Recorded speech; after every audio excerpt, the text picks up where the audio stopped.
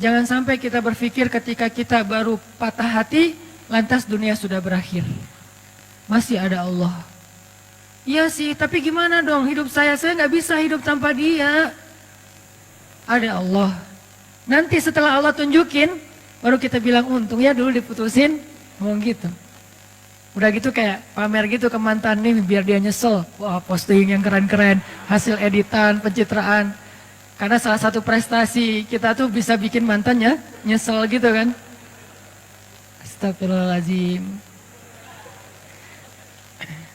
Enggak sih, dia mah enggak nyesel, biasa aja. Artinya kegeeran kita doang kali ya. Wah, dia pasti udah nyesel nih, gua sekarang dokter.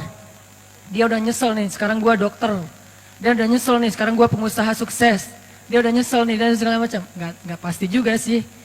Yang jelas kita jadi ngerasa benar ya, Allah menyelamatkan saya dari dosa. Coba kalau nggak diputusin dulu, mungkin kita sama-sama udah jadi pembuat dosa yang harus kita bayar mahal dosa-dosa kita itu di dunia dan di akhirat. Satu, oh gara-gara diputusin sama dia, akhirnya Allah mempertemukan saya dengan orang yang lebih tepat buat saya, bukan lebih baik ya. Karena lebih baik itu berarti kita menjudge. Belum tentu dia jelek, enggak. Yang lebih tepat buat kita. Dan dia juga dikasih yang lebih tepat buat dia. Karena kasusnya banyak teman-teman. Ada kasus seorang ibu yang sakit kanker dirawat di salah satu rumah teduh yang tempat istri saya tuh ditinggalkan oleh suaminya. Suaminya ketika tahu istrinya sakit kanker malah pergi ninggalin dia. Tapi di kasus yang lain justru ada seorang suami setia banget nungguin istrinya, ninggalin semua pekerjaannya, tinggal di Bandung untuk jaga istrinya berobat. Padahal istrinya udah nggak bisa menyenangkan dia sama sekali, tapi dia setia kepada istrinya. Ini kan masalah Allah lebih tahu ya, masa depan kita bakalan kayak gimana, kasus-kasus kita bakalan kayak gimana.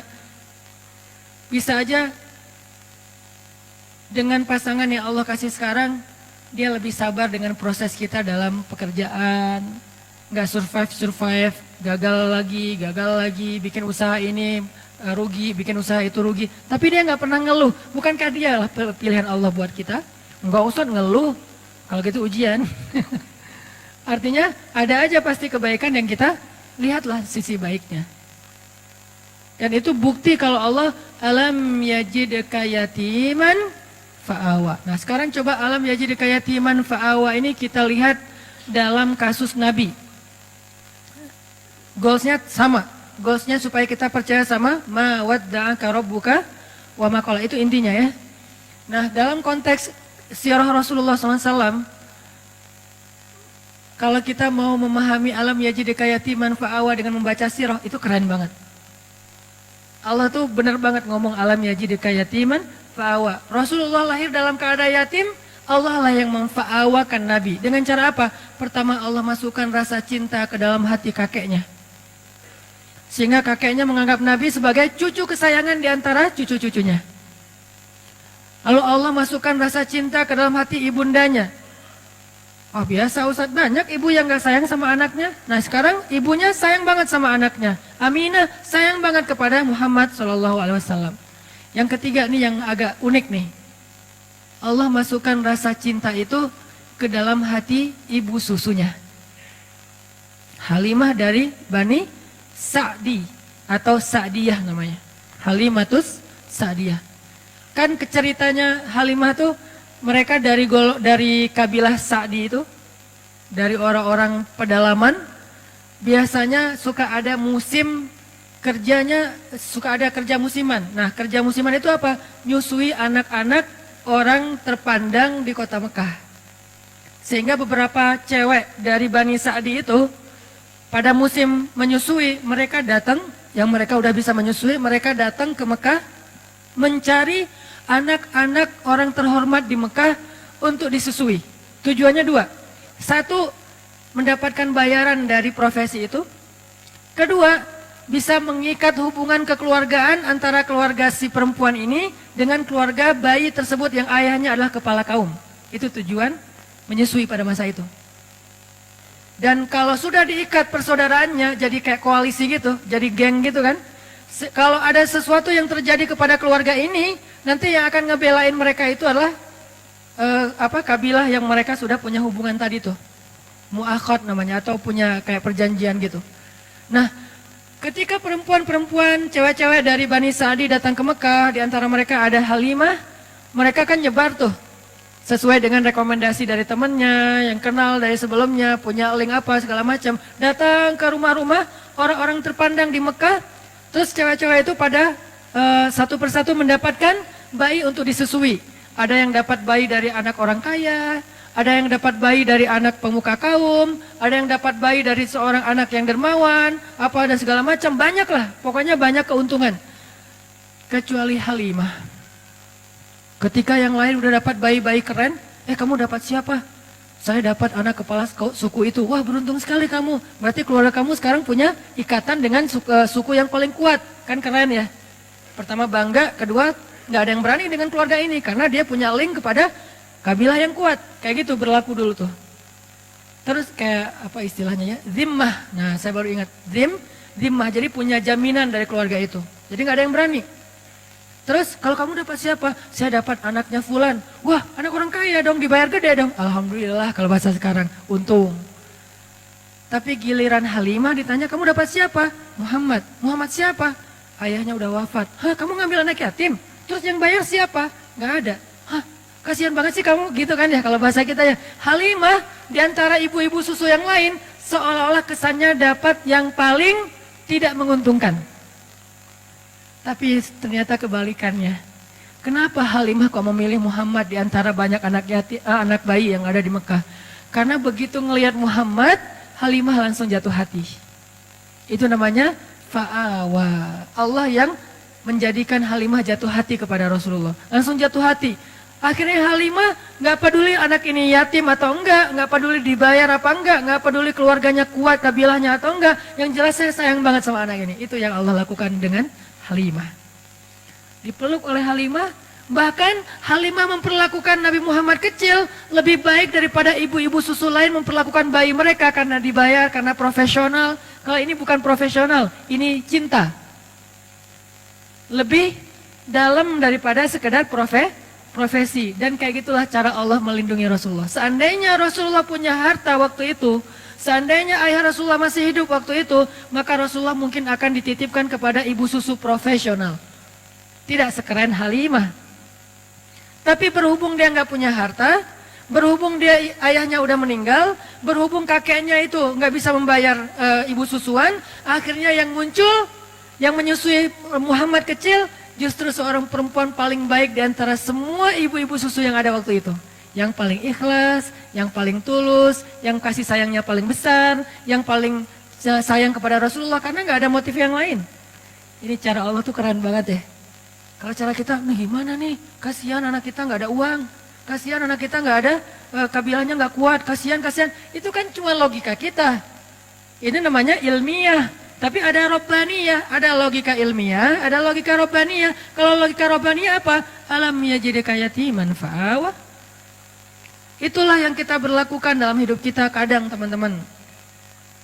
Kadang-kadang kita kan pakainya logika ilmiah ya. Gimana nanti kalau sakit nggak ada jaminan?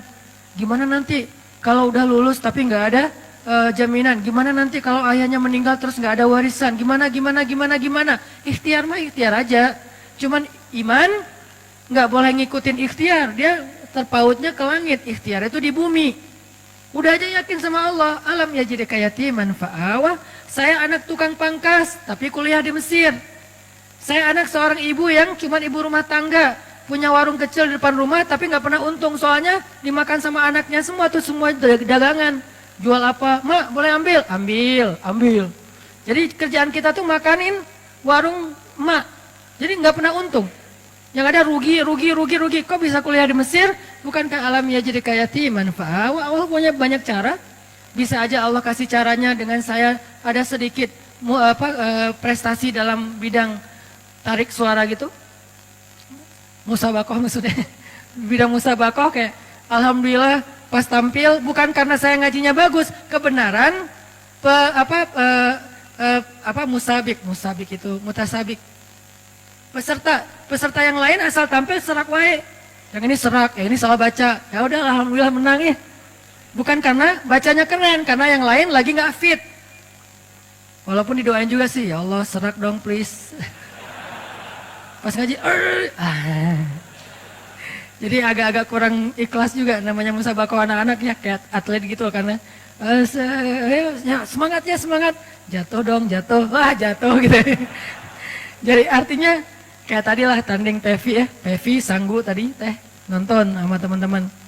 Begitu yang Jepang kan pas Sanggu yang street itu, yang pas Jepangnya main, yang keempat kan bagus semua tuh.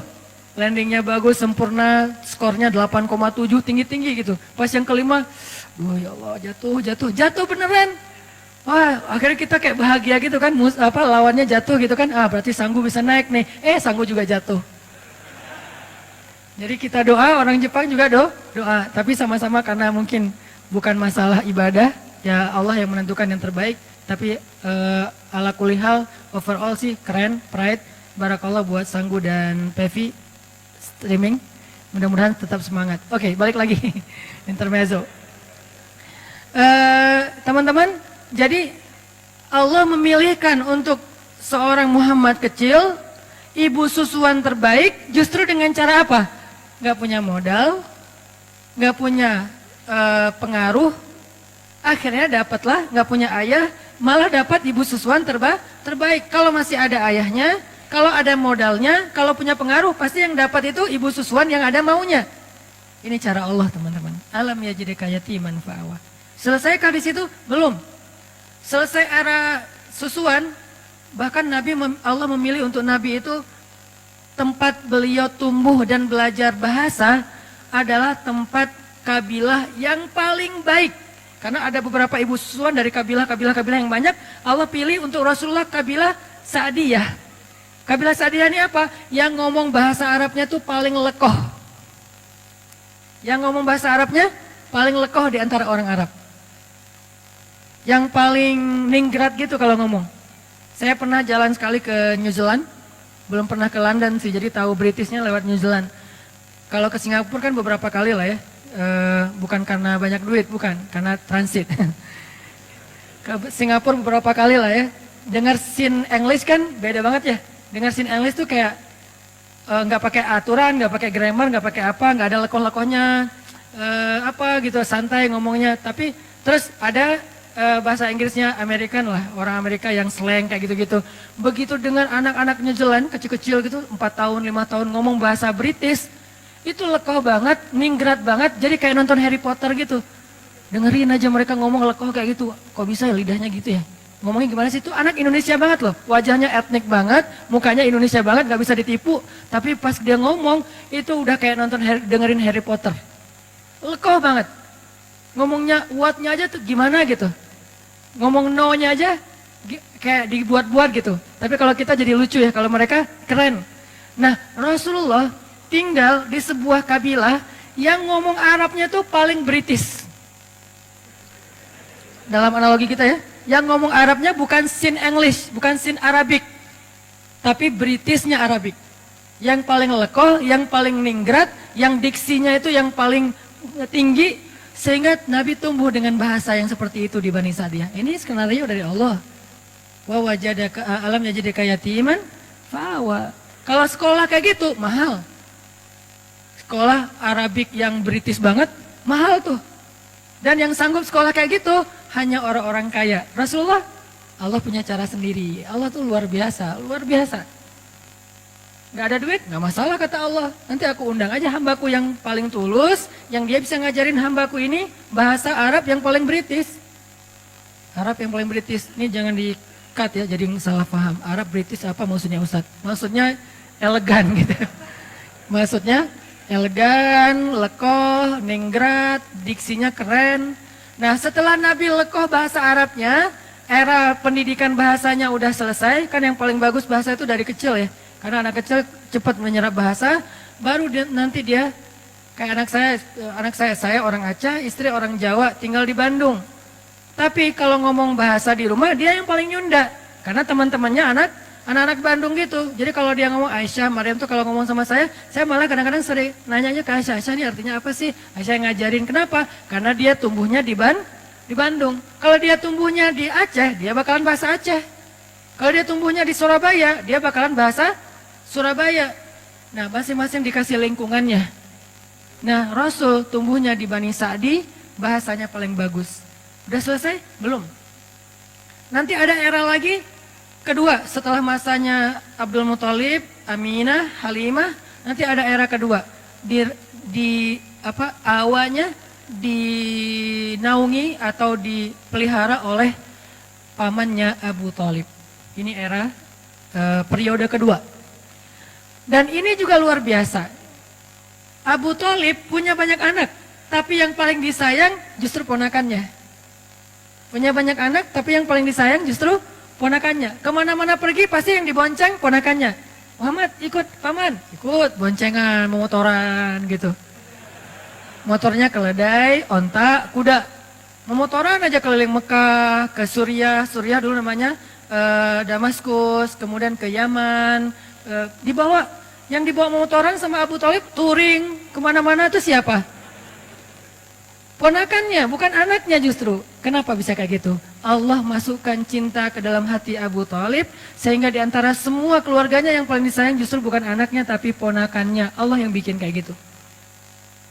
Sehingga karena sayangnya Abu Thalib kepada Rasulullah kecil, Muhammad kecil, akhirnya Abu Thalib tuh mikirin banget pendidikan Muhammad kecil. Mikirin banget.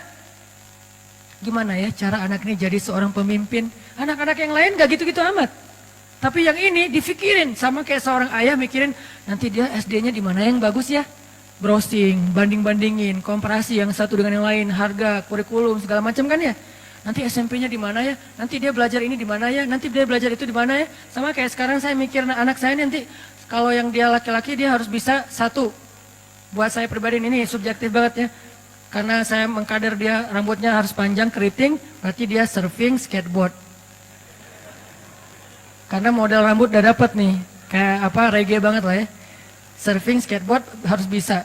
Berarti belakang rumah saya harus bikin mini rem, biar dia latihan sendiri gitu. Satu, dari sisi mainnya, dari sisi intelektualnya. Mulai sekarang karena istri memang sama-sama belajar di Mesir, diajarin bahasa Arab. Jadi kita kalau ngomong rahasia dengan istri di rumah, udah ketahuan sama anak-anak, tahu. Walaupun mereka nggak bisa ngomong bahasa Arab, tapi ngerti kalau kita ngomong bahasa Arab. Saya misalnya bilang mau sesekali makan mie instan gitu kan ya. Kan biar anak-anak nggak ikut-ikutan, saya ngomongnya rahasia sama istri, pakai bahasa Arab. Saya pengen makan makarona gitu ya. Baba mau makan mie instan ya, gitu langsung. Ketahuan, nggak bisa rahasia-rahasiaan lagi. Atau mau keluar gitu, kita keluar berduaan yuk, tapi pakai bahasa Arab. Gitulah pokoknya. Jadi kita keluar berduaan yuk, nggak usah bawa anak-anak, pasti ketahuan. Kita mau ditinggal, kata mereka. Jadi karena udah dilatih di rumah dari sisi intelektualitasnya, bahasanya, nggak harus lancar ngomong, tapi ngerti secara listening. Terus Al-Qur'annya, pokoknya bagian saya mah main aja, bagian yang tadi pendidikan, apa segala macam, istri aja lah. Ngafal Quran, ngafal hadis, bahasa Arab, ya sama Umi aja deh. Sama Baba apa? Yuk kita jalan yuk kita main yuk. Bagian seru-seruan gitu. Supaya dia nanti, kalau saya cita-citanya, anak saya tuh, kalau laki-laki, tampilan reggae, tapi instalasi di dalamnya tuh, softwarenya Mekah. Jadi anak main tapi hafal Quran, pengennya mah, ya namanya juga orang tua kan ya. Nah Abu Thalib mikir banget buat Muhammad kecil.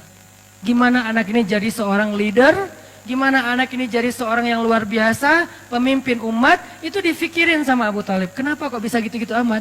Allah titipin Muhammad kepada Abu Thalib.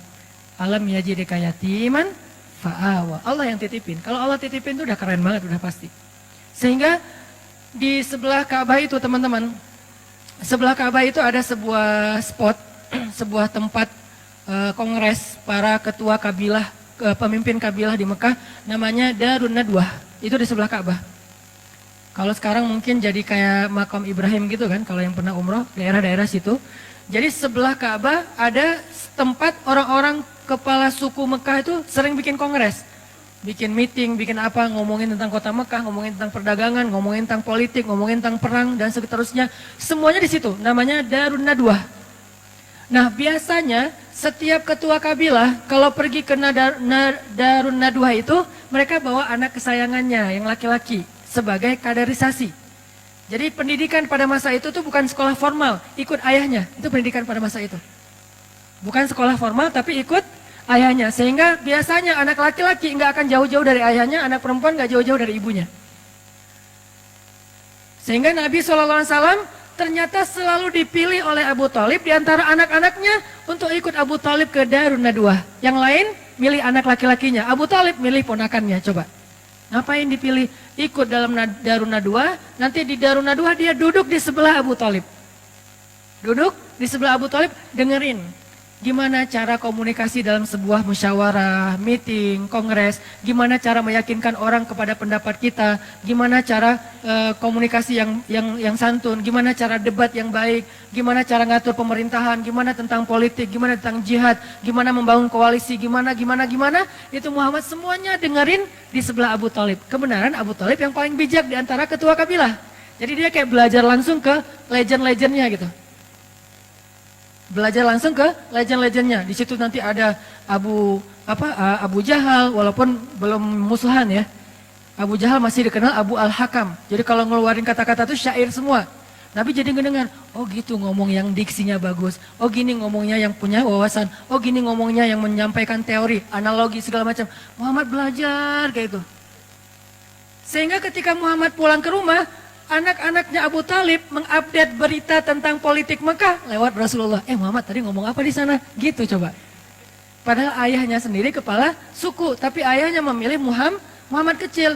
Alam yajidka yatiman fa'awa. Allah itu udah sebaik-baik pembuat rencana lah pokoknya. Ini harusnya menjadikan kita makin belief, makin yakin sama Allah. Kalau diserahin urusan kita ke Allah itu emang dahsyat. Ketimbang kita bikin sendiri. Kita nggak apa-apa merencanakan hidup sendiri, merencanakan masa depan sendiri, nggak apa-apa. Tapi tetap serahin ke Allah urusan apa? Urusan jalannya. Jangan sampai kita melenceng. Karena begitu kita melenceng dan menganggap melenceng itu lebih menguntungin kita, berarti Allah udah nggak terlibat dalam hidup kita. Dan kalau Allah udah nggak terlibat, mentok nanti ujung-ujungnya.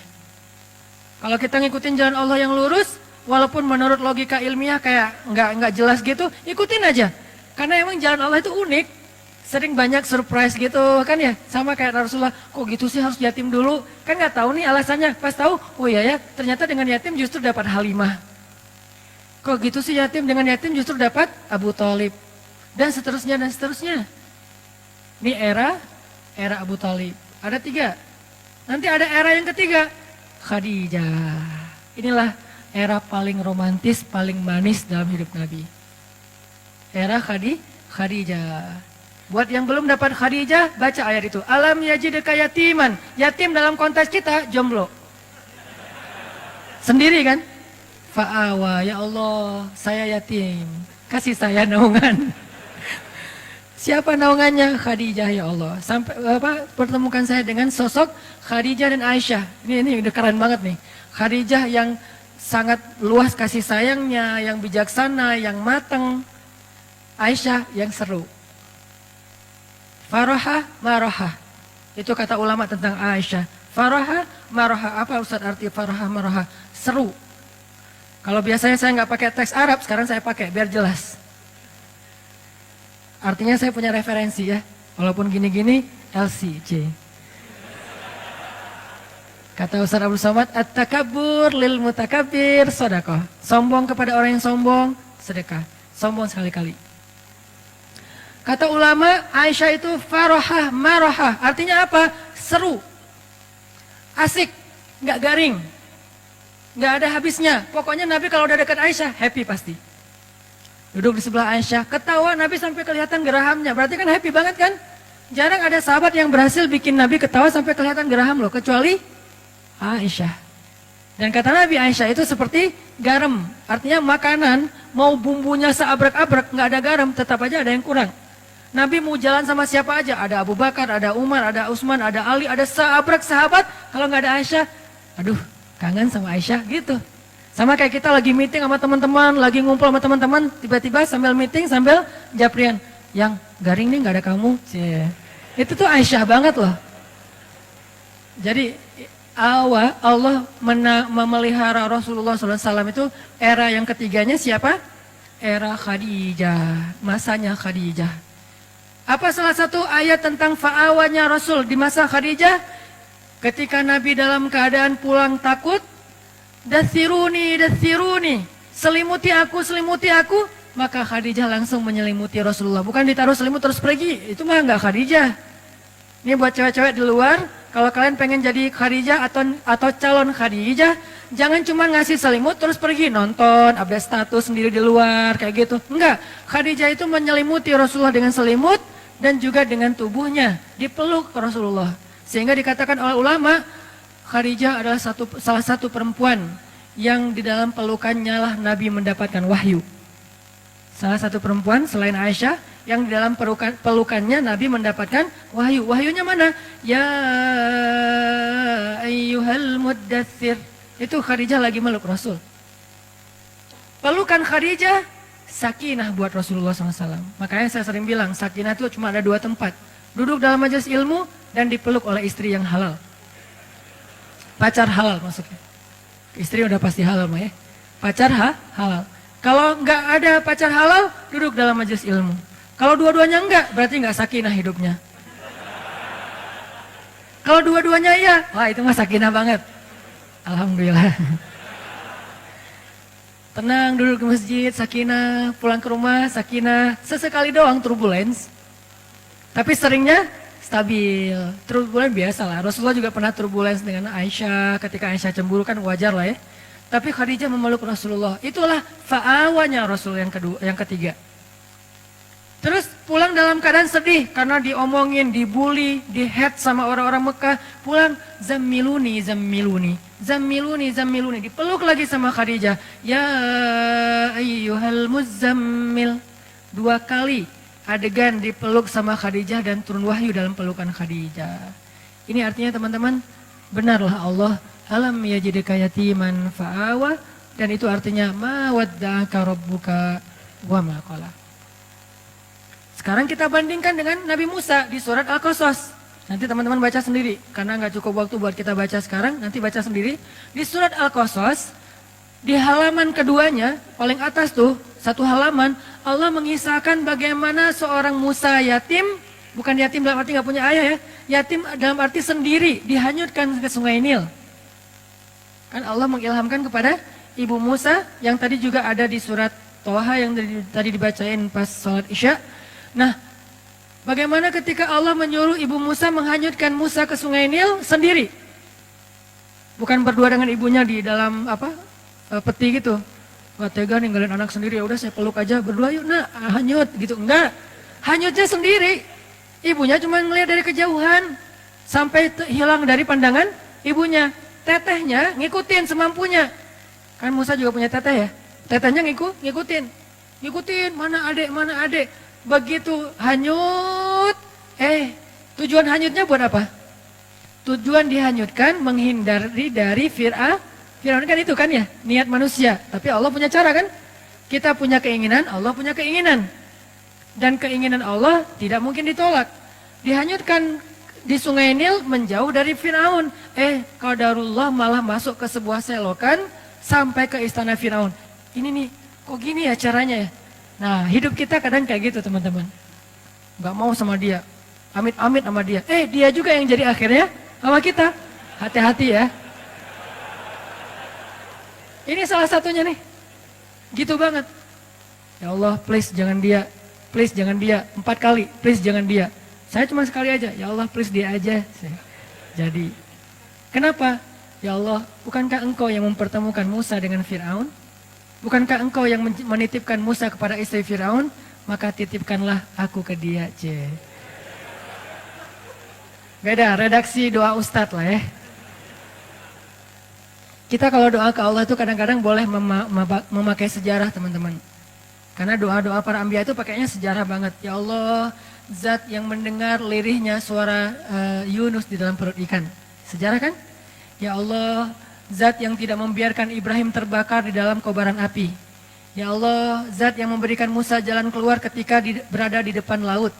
Ya Allah, ya Allah, ya Allah. Sebutin satu persatu sejarah tentang bagaimana Allah menolong hamba-hambanya. Baru yang ujung-ujungnya, tolong saya ya Allah. Itu keren banget doa kayak gitu teman-teman. Gak hafal Arabiknya, gak masalah. Pakai bahasa kita sendiri. Tapi baca dulu sejarahnya, jangan salah. Ya Allah yang menyembuhkan Nabi Sulaiman dari sakitnya 17 tahun. Bukan Sulaiman kata Allah, Ayub.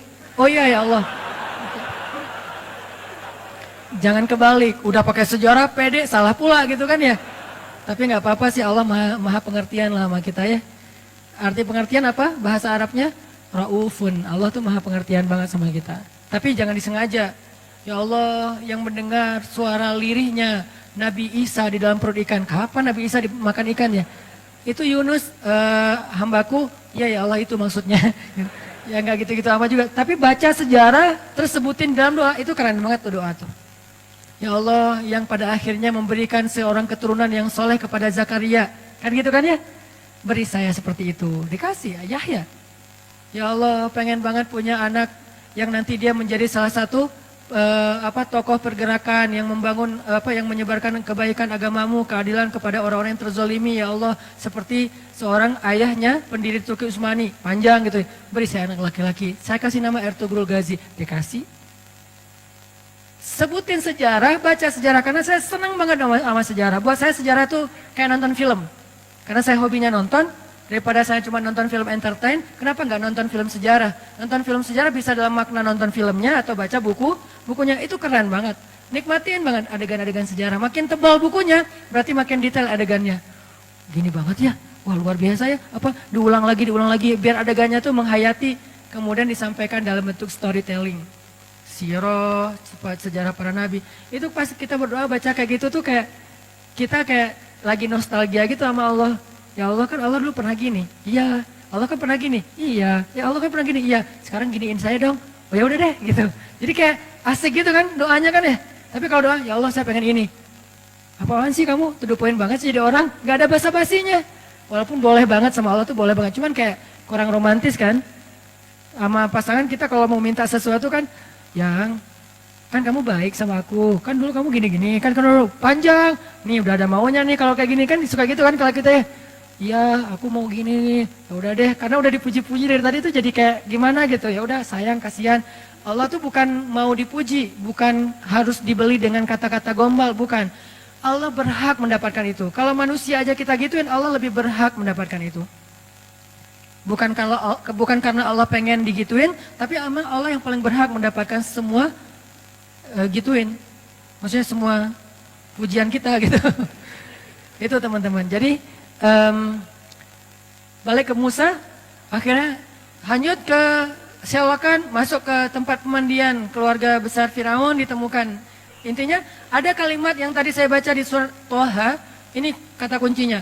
Wa alqaitu ilaika mahabbatan minni walitusna'a ala aini. Itu kata kuncinya. Ketika ditemukan oleh keluarga Firaun, diberikan kepada istrinya Firaun, qadarullah istrinya Firaun belum punya anak. Itu skenario Allah. Istrinya Firaun belum punya anak. Begitu ngelihat bayi itu, wa alqaitu ilaika mahabbatan minni. Tiba-tiba aku masukkan mahabbah, cinta dariku ke dalam hati perempuan itu supaya dia mencintaimu, jatuh hati. Ini Allah yang bikin. Itu bukti ayatnya. Wa alqaitu ilaika mahabbatan minni. Aku masukkan cinta dariku kepadamu melalui seorang perempuan yang menemukanmu. Walitusna ala aini. Kemudian kamu dibesarkan di istana itu dengan pengawasan dari aku. Allah yang mengawasi. Walitusna ala aini. Kamu dibesarkan, kamu diperlakukan, kamu diapa-apain di dalam istana, ala aini, aku yang mengawasi. Coba. CCTV-nya langsung dari langit. Satelit. Ala aini. Ini kalimat jaminan banget loh. Walitusna'a ala aini. Maka minta kepada Allah, ya Allah, peliharalah saya di bawah pengawasanmu. Sebagaimana engkau memelihara Musa di istana Fir'aun. Sejarah kan? Sehingga ketika Firaun mau menyakiti Musa, Allah yang membela. Lewat siapa? Lewat istrinya. Datang Firaun, siapa ini? Pasti bayi Bani Israel nih yang mau dihanyutkan supaya nggak dibunuh. Nggak tahu, nemu, kata istrinya. Ya udah aku bunuh aja. Jangan gitu dong. Kalau udah diyang-yangin kan susah ya sama istrinya. Istrinya cantik pula, keren lagi tuh, dan kesayangan Firaun banget. Sehingga akhirnya istri Firaun membujuk Firaun,